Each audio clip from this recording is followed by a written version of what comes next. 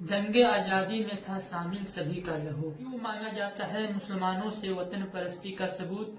क्यों मिटाया जा रहा है इतिहास से मुसलमानों का वजूद? आइए इस वीडियो सीरीज में हम बात करेंगे देश को संवारने वाले मुस्लिम राजनेताओं के बारे में। वर्ष 2019 जब लोकसभा का चुनाव चल रहा था तो प्रधानमंत्री मोदी अपने एक इंटरव्यू में कहते हैं कि मेरी छवि खान मार्केट गैंग और लुटियंस दिल्ली ने नहीं गढ़ी है, बल्कि मेरी छवि के पीछे 45 साल की कठोर मेहनत है और इसे कोई बिगाड़ नहीं सकता है।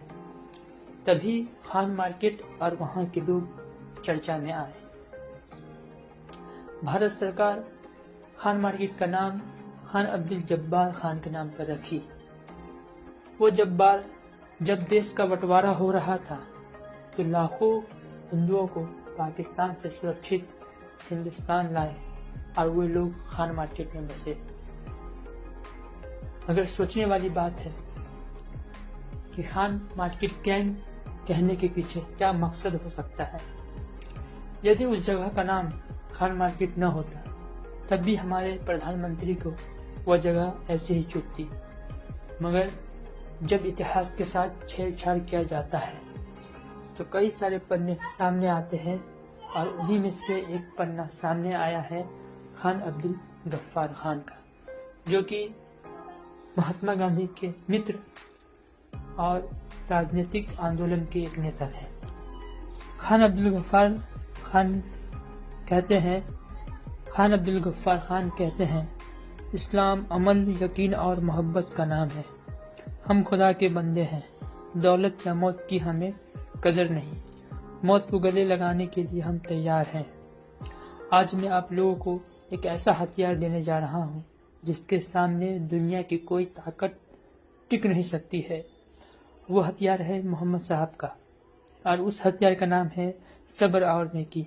यकीन मानो यह एक ऐसा हथियार है जिसके सामने दुनिया की कोई सेना टिक नहीं सकती है। आपका जन्म 6 फरवरी 1890 ईस्वी को हुआ। काफी विरोध के बाद इनके पिता ने इनकी पढ़ाई मिशनरी स्कूल से करवाई।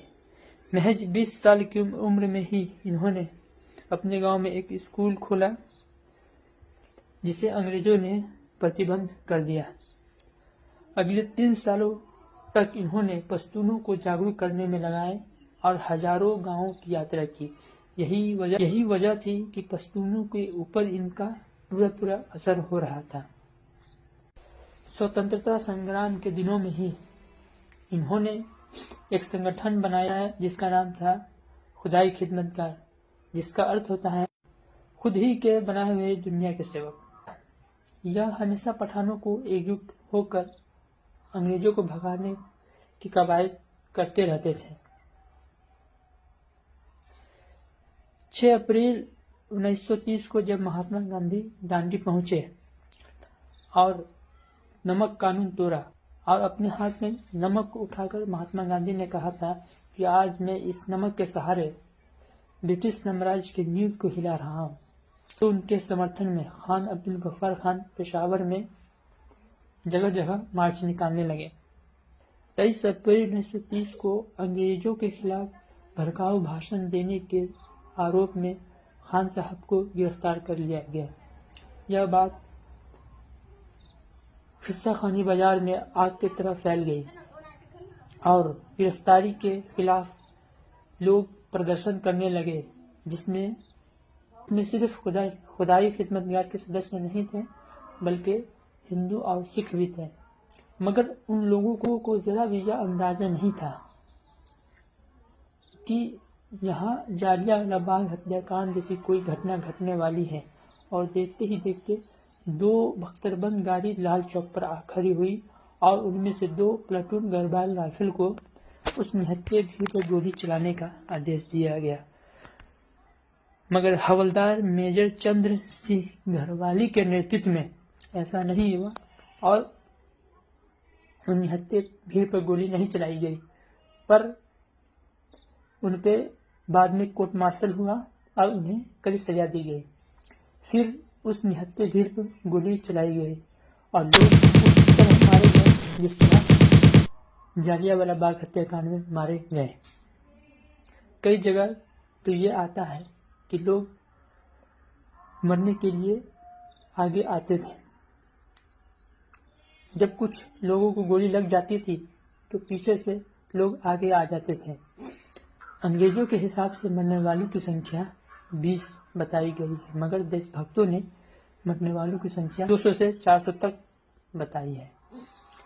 इस घटना की शिकायत करने के लिए खान साहब ब्रिटिश सम्राट जॉर्ज VI के पास चले गए।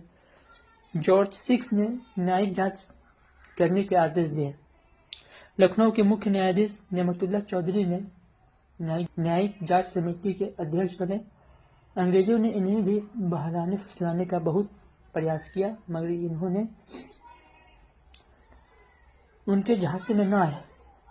अंग्रेजों ने इन्हें बहलाने फुसलाने का बहुत प्रयास किया, मगर जस्टिस नेमतुल्लाह चौधरी ने उस निहत्थे भीड़ पर गोली चलाने आरोप अंग्रेजों पर लगाया। एक सवाल यह उठता है कि इस घटना को क्यों भुला दिया गया। ये लोग उस नेता के गिरफ्तारी के खिलाफ आवाज बुलंद कर रहे थे जो आज़ादी की लड़ाई लड़ रहा था, जो बंटवारे के सख्त खिलाफ था। और जब देश का बंटवारा हुआ तो खान साहब ने महात्मा गांधी से कहा कि आप हमें भेड़ियों के झुंड में अकेला छोड़ के जा रहे हैं। इस घटना को क्यों भुला दिया गया।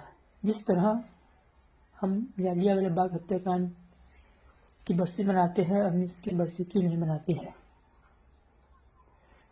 एक वजह यह भी हो सकती है कि यहाँ मरने वालों की संख्या मुसलमान थे। क्या मुसलमानों के योगदान को शून्य करने की साजिश चलाई जा रही है।